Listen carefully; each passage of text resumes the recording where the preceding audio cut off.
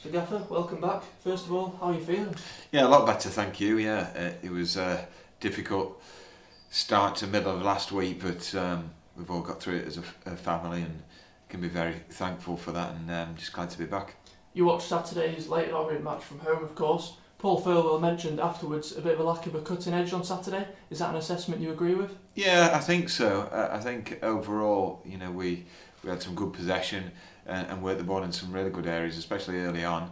But I can't think of many times where we pulled the trigger or had that killer edge, that would make a difference. And I think that was the main and only difference between the two teams.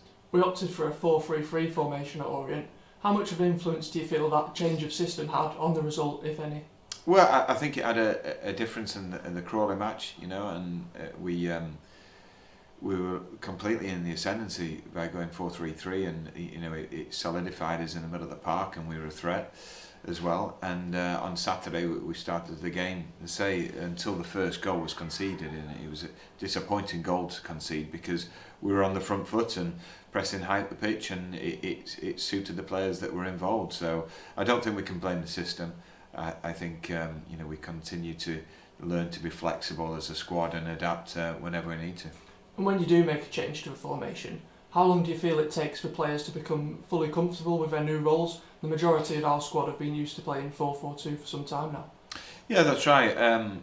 As I say, when I was watching from home, it was good from an elevated position, albeit you don't feel in control at all when you're so many miles away from the ground. But looking at the shape, it was fine. The lads knew their roles, and there's no one better than Paul Thurwell at identifying roles for players and making sure with clarity, what their purpose in the team is.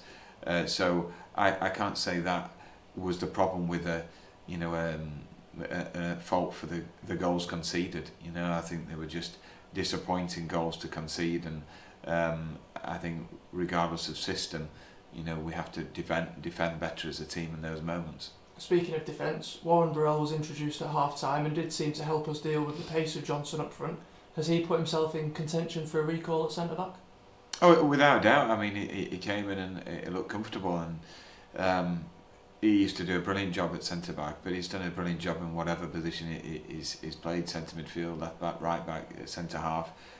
We knew that second half we had to press on, and push up the pitch, and that the ball over the top may be their main threat, and it did help to nullify that threat of Johnson, and apart from the final goal with his head, he was snuffed out by Warren and Connor, so it's definitely given me food for thought.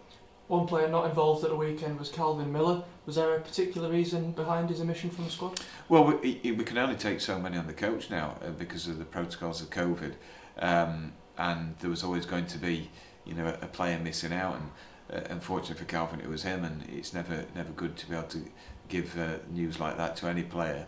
But we look for a reaction on all the players, and everyone's been left out at one point or another, and it's about finding out about people's character, how they fight back, and there's a route back into the team for Calvin without a doubt, and it's about now training performances, and we know in fits and spurts that he's got great quality, and he's got mobility, and he's got a good work ethic, so if we see it in training, then he's got every chance of coming back into contention. And looking ahead to tomorrow night's trip to Mansfield, what kind of challenge are you expecting from him? Really tough game. Is it 5 or 6 games unbeaten now under Nigel Clough, and he's a brilliant manager with great experience that I've known for a long time, and he'll keep their role simple and in their team, and he'll get the best out of everybody involved. So he'll get them passing, and from the coverage we've seen, he's certainly got into the mindset of the players. Exactly how he likes to play, which is on the deck, as you'd expect. We expect a difficult game. And finally, you must be really looking forward to getting back out there on the touchline again. Yeah, can't wait. It's it just doesn't feel right, watching the game from so far away on a computer screen, with the kids screaming in the background somewhere. So it's been a frustrating time. I'm not saying I could influence the results at all, but it'd just be great to be alongside Thurs and Phil back in the mix and on the touchline. Thank you. Cheers.